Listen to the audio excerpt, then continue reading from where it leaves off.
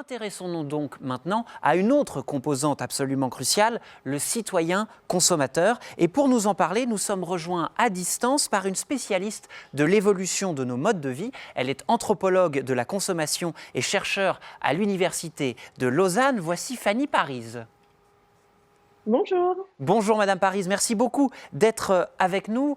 Alors nous sentons bien en ce moment très particulier, à la fois pour nous-mêmes comme pour la société, que cette crise sanitaire peut être un point de bascule. Le confinement et la crise sanitaire qui l'a causée vont-ils modifier réellement notre consommation ? Alors, de manière assez triviale, j'ai envie de vous dire que le monde d'après ne sera pas nécessairement ou paradoxalement très différent de celui d'avant. Mais par contre, il y avait un ensemble de signaux faibles, de micro-changements qu'on observait depuis déjà plusieurs années dans la consommation, qui ont été rendus accessibles, visibles à une population plus importante et qui ont participé à questionner tout à chacun face à son impact, face à l'impact de sa consommation, à la fois sur sa vie quotidienne, mais également sur la société de manière plus générale. Ces nouvelles préoccupations, ces interrogations, ça va être tout ce qui va être lié aux problématiques écologiques, de développement durable, de cause animale, de psychospiritualité, d'engagement sociétal, d'impact sur son territoire lié au local, etc. Et ce qui est assez intéressant, c'est que du point de vue des individus, il y avait un pourcentage de personnes assez importante qui avaient déjà pris de la distance par rapport à une consommation un petit peu plus de masse et qui ont été assez confortés dans leur choix après le premier confinement et qui se sont encore plus engagés dans des modes de vie et de consommation plus vertueuses.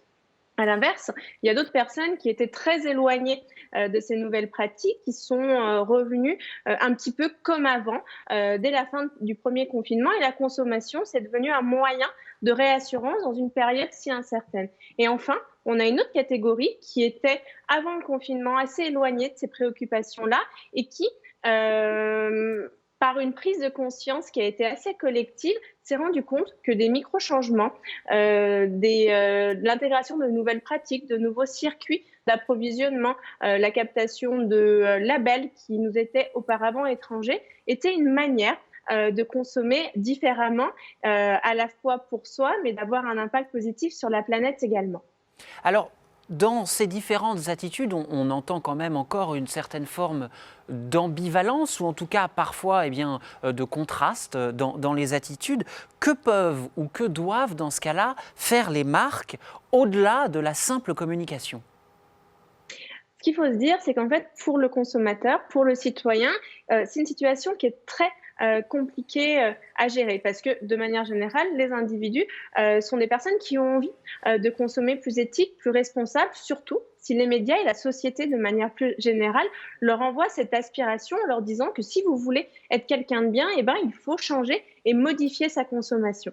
Mais en pratique, les individus ont toujours une bonne manière de faire qui va rendre compte des contraintes de temps, de budget ou même de l'ancrage culturel qui va intégrer une pratique de consommation de manière très durable et très profonde dans la consommation. Donc ces individus, eux, ils vont réceptionner ça, pour certains, avec une violence symbolique qui est hyper forte parce que ils vont avoir une sorte d'imposition de la société et des entreprises à consommer plus éthique et plus moral. Mais quand on ne peut pas, ça va être perçu très violemment parce qu'effectivement, c'est pas qu'on ne veut pas, mais c'est qu'on ne peut pas pour toutes les raisons que je vous ai dit, qui sont notamment celles du temps, du budget, mais également des contraintes d'apprentissage parce qu'effectivement, apprendre à faire différemment et faire différemment, eh ben, c'est déjà compliqué, c'est une charge mentale qui est parfois insurmontable pour les individus. Merci beaucoup Fanny Parize, anthropologue de la consommation, d'avoir été avec nous ce matin.